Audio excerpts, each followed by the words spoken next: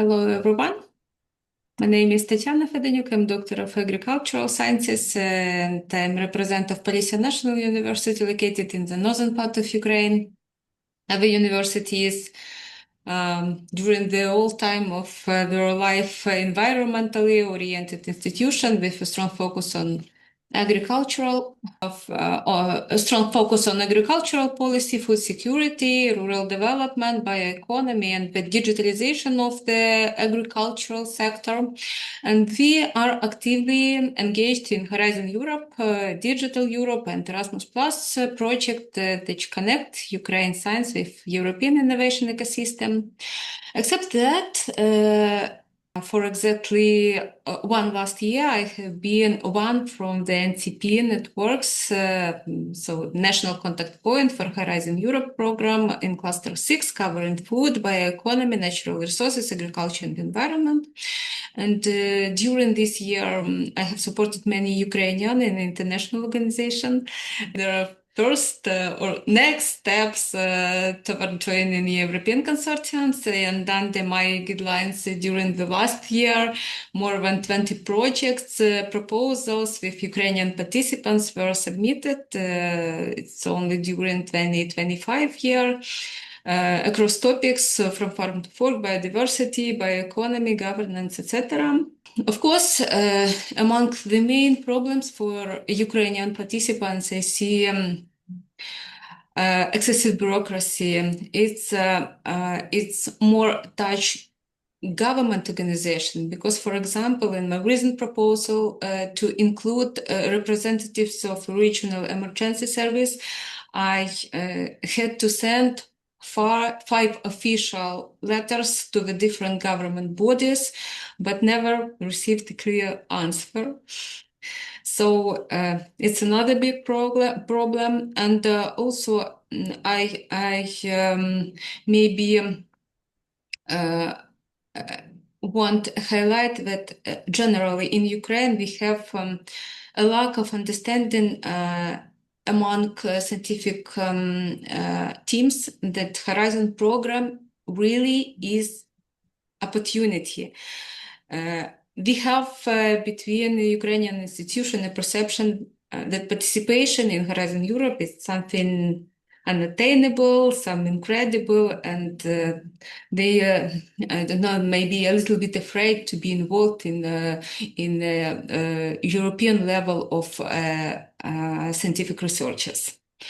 Therefore, today, Ukrainian NCP network helps universities, SMEs, NGOs. We are working for all categories to see themselves as an actual European partner and to understand the importance of multi-actor collaboration, impact orientation, and open science. So I want to back to the activities of my institution and tell a little bit about other activities on the other project. At Polissia National University, we have developed a clear strategy that we are not only to participate as academic partner. We want to act as a host of living labs in the Polissia region, and currently we are a real place where farmers, researchers, advisors, and local authorities works together and create and test sustainable agricultural solution. Within our university, we have established several centers. You can see it on the slide. They aim to drive agricultural resilience, but from different sides. For example, I am head of Center of Agriculture, Environment and Bioeconomy in my university. In structure of my center, we have an experimental field, measuring laboratory for evaluation of soil health parameters, agricultural products parameters, etc. On other research fields, we collaborate with different enterprises which produce seeds, herbicides, bioherbicides, etc. We combine these technologies and try to show to other farmers in our region how it works together, what practices are more relevant for other soil conditions, climate conditions, etc., etc. So other activities are always interesting for our farmers.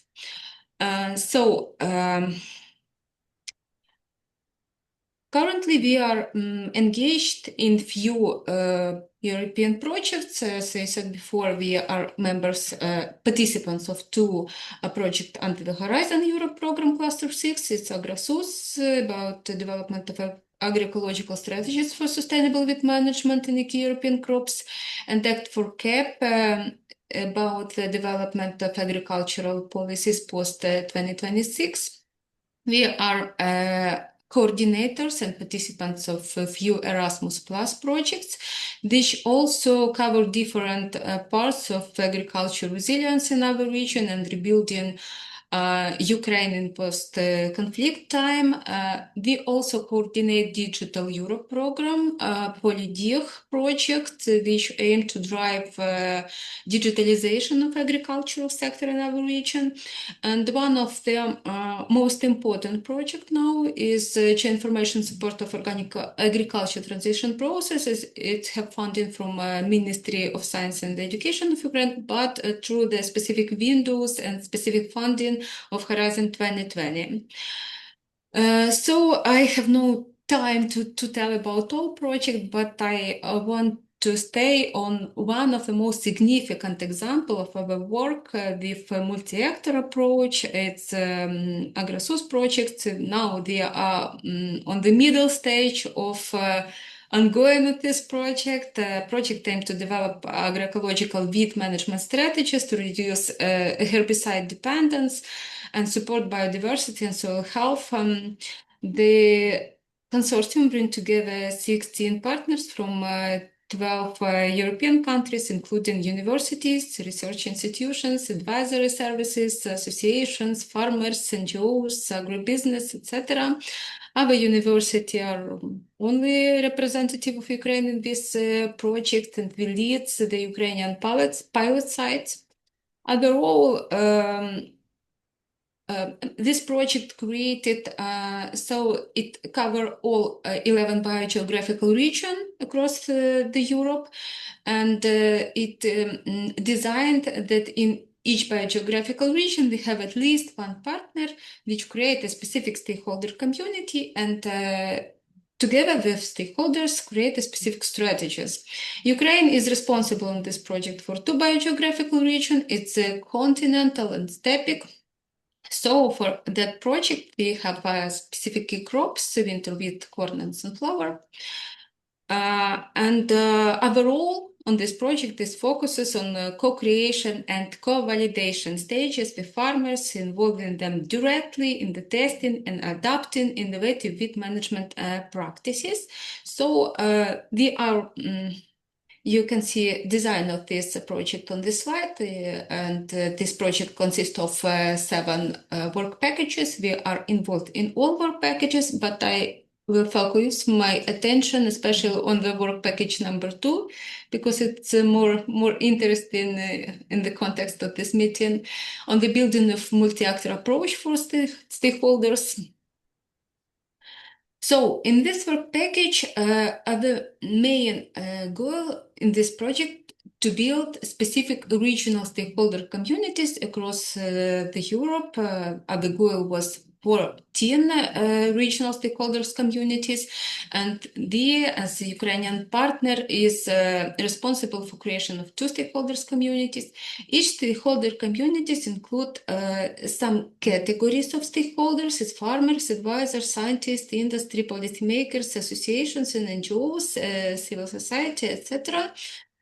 So we have 2 stages of collaboration with stakeholders under this project. The first stage, co-creation, was conducted on the first year of the activities in the project. On this stage, they create a specific stakeholder community. They invite them in our university, and on the form of different workshops, they try to separate most relevant methods of wheat control on our region, which they use on their fields or want to use. They think that it will be useful for control weeds on our region. So they separate these technologies and create a specific strategies to control herbicides on the field without to control weeds on the field without herbicides. So after this stage, after co-creation stage, the apply these strategies on our research fields and test these strategies now. It's you can see on this slide co-creation workshop for continental zone is for steppe zone. Now we are on the stage of testing on the fields directly of these strategies, and every year during the vegetation time, we invite our stakeholders directly on the fields and try to evaluate how the strategies works, to evaluate the health of plants, to evaluate the readiness of fields, to see some maybe specific cases under the growing of these crops. And after each round of cropping in this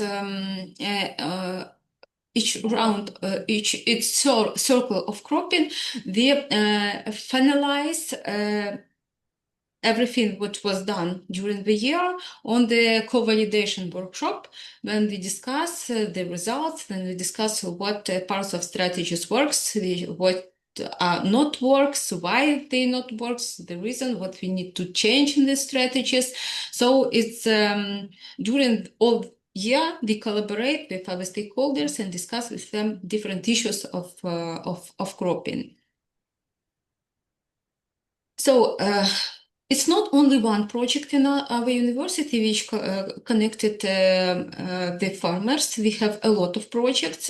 For example, I want to highlight a pilot project for training female farmers on progressive principles of crop production. We create this project on the start of war, because we had a problem with mobilization of male population, and sometimes we faced with necessity from female farmers, because they faced with necessity to manage big farms without any experience on that. So they create specific courses for them, how they can manage farms, what they can to do, some cropping technologies, how they can develop their farms, and each opportunity to speak with farmers we use for all other projects.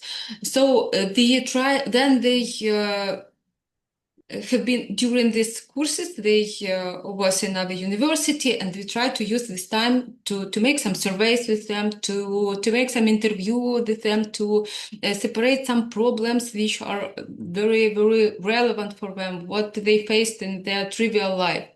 So they use any time to contact with them. And also, I think a big part of our activities and the reason why farmers always want to be in our university, it's different activities on communication and knowledge transfer. We try to use different events for farmers. It's not always like format of conference. It can be format of some round tables. We try to invite some enterprises. We try to make a little gifts for other farmers with maybe new varieties of seeds, new bioherbicides, etc. We try to show them something new on the technologies, etc. And the most popular our activities are international conference in organic production and food security. It's a annual conference. You can see that on this slide, it's a 12 international conference. In this year, it will be 13 conference. So I, using this possibility, invite each of you to attend this conference also. From previous year, we start very interesting also activities, Green and Digital Polissia, a set of forums, Green and Digital Polissia Agriculture, Green and Digital Polissia Ecology, Green and Digital Polissia Forestry for different stakeholders groups. We try to separate them for more productive discussion of relevant problems for our region. So to conclude, I would say that participation in Horizon Europe is not only funding research for us now, it is about creating a new culture of collaboration. There are science, policy, practice work together for sustainable future. And other projects and the role of NCP show that Ukrainian researchers are ready to contribute to Ukrainian knowledge co-creation and to bring local authorities, local experience to the European Green Deal, to the soil mission, etc. So I invite everybody of you to invite Ukrainian researchers team. I in contacts with a lot of institutions which want to be involved in different projects, which are ready to be involved in different projects.